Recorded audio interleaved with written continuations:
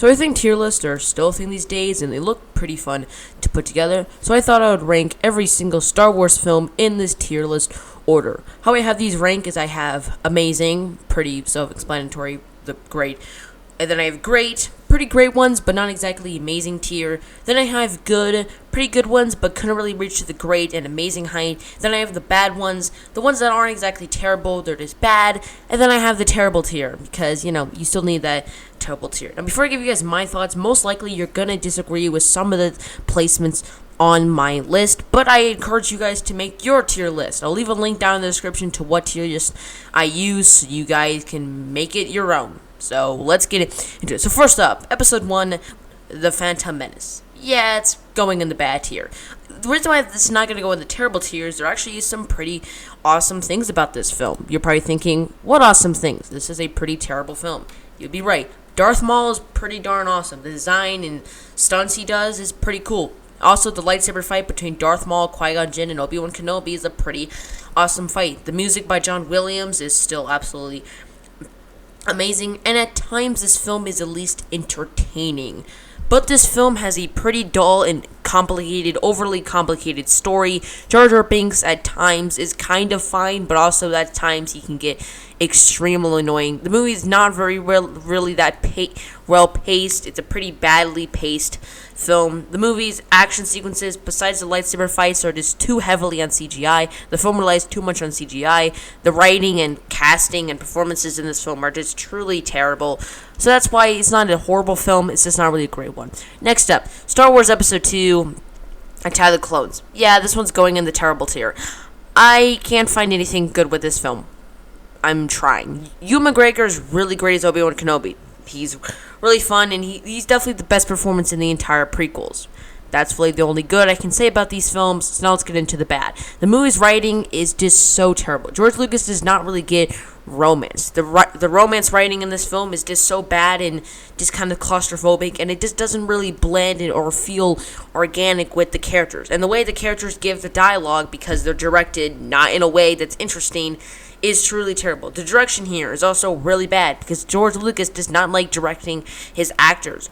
That's a problem, and that's a problem that's gonna stay and through this wholeness of this entire film. So this is a really bad problem I have with the film. The movie's CGI is truly terrible. The casting of Hayden Christensen as Anakin Skywalker, really bad. There's some moments that do land, but not really good. Next up, we have Star Wars Episode 3, Revenge of the Sith. I'm going to put this in the good tier. Now, people that are fans of this film will be like, why is it not in the amazing tier, the great tier? But people that aren't fans of the tier, why is it not in the bad tier or the terrible tier? Because I actually think this is a really good movie. Not an amazing film, but definitely a good film.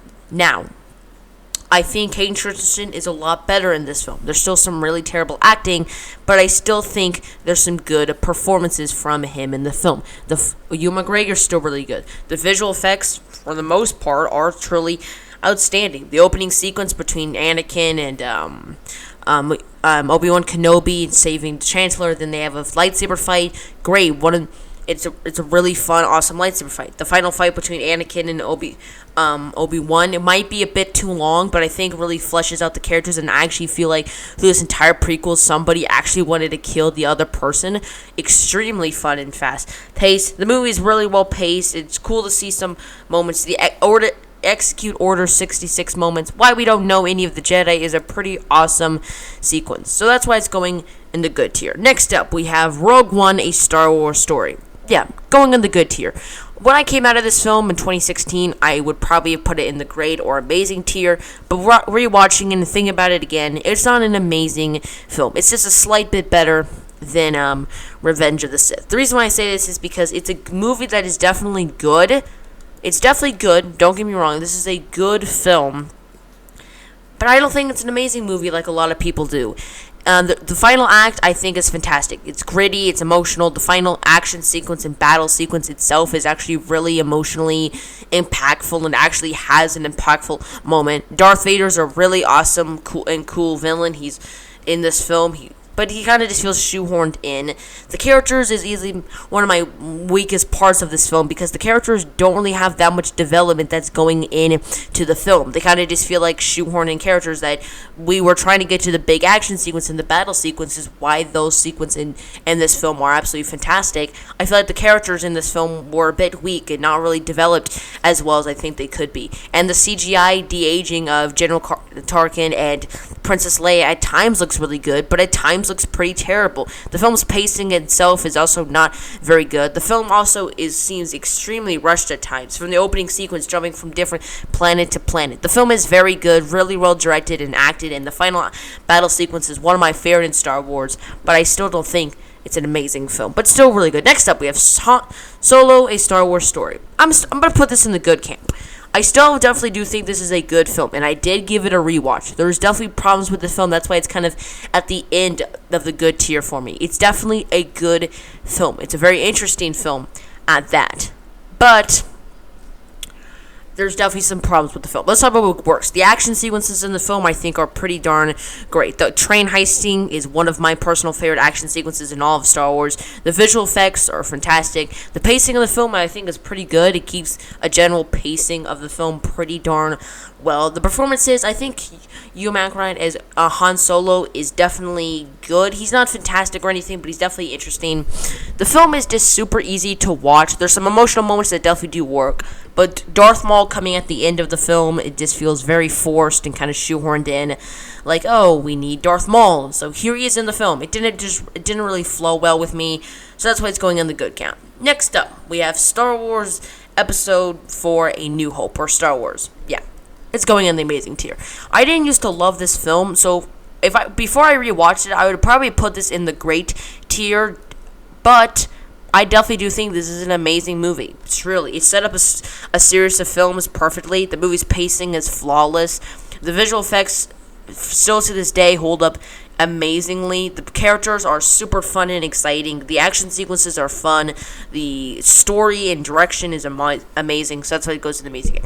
Next up, The Empire Strikes Back. Yeah, I'm gonna agree. This is the best Star Wars film, definitely. Introducing my personal favorite character, Yoda, expanding on this universe that was already expanded off as a good point of the film, being incredible. The chase sequences are fantastic. The final lightsaber fight between Darth Vader and Luke Skywalker, my goodness, what on earth is his name? Between Darth Vader and Luke Skywalker, the epic twist where Vader reveals that he is his father to Luke, one of the greatest twists in cinematic history. This is a flawless movie. I can't think of any problems.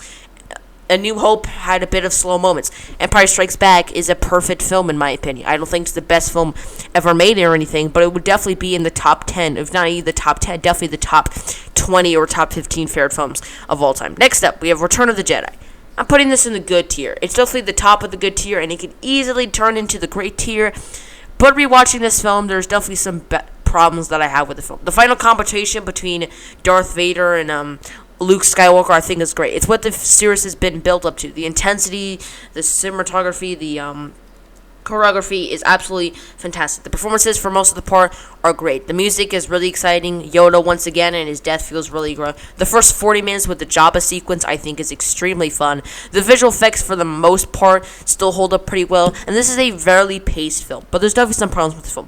First of all, Harrison Ford doesn't really seem like he wants to be here for this entire film. He kind of just seems like a bumbling idiot, and I'm probably going to make a video soon telling you why, my opinion, Han Solo should have died in Empire Strikes Back, but that's for a whole nother video. The film's Ewok sequence, why I don't hate the Ewoks like a lot of people do, it definitely does kind of slow down the pacing of this film extremely down to a really great pace film, but kind of just slows down the pacing. And also, sometimes the visual effects don't really hold up very well. Next up, we have Star Wars Episode 7, The Force Awakens. I'm putting this at the amazing tier. It's definitely at the end of the amazing tier, but this film is just so much fun for me. The characters, I think, are exciting. Han Solo, this is definitely the best performance since Empire Strikes Back that Harrison Ford has given this character. The new casting is great. The direction, the cinematography, the CGI is absolutely amazing. The action sequences are so much fun. The lightsaber fight actually has conflict, and they're very interesting to watch. It actually feels like somebody wants to kill another person. The acting in this film, unlike the prequels, or this one, such a breath of fresh air compared to it. It's an amazing film. Is it a bit of a reach head? Absolutely, but it's just so much fun. Next up, we have the super controversial Star Wars The Last Jedi. I'm going to put this in the great tier. I was going to put this in the amazing tier. I'm going to tell you guys why I didn't put this in the amazing tier in a second. First, the Canto Bight sequence. This is exactly why this isn't in the amazing tier. I feel like the Canto Bight sequence really slows down this movie, and I feel like the Finn and Rose dynamic doesn't really work with this film. I feel like it's very forced. It doesn't feel organic. But other than that, it's great. Mark Hamill gives his best performance he's ever been as Luke Skywalker. The action sequences are amazing. The story and characters build off each other in a good and satisfying way. The movie's twists and turns I actually did enjoy. And the throne lightsaber fight is one of my personal favorites in the entire Star Wars universe. Next and finally, we have the very controversial Star Wars, The Rise of Skywalker. Gonna put this in the good. It's the very end of good. It can easily go in the bad category, but I can't really put this movie in a bad category. The reason why is because it's very entertaining. This movie's watchable for me. The acting is good. The visual effects are really interesting. The action sequences at times can be really fun.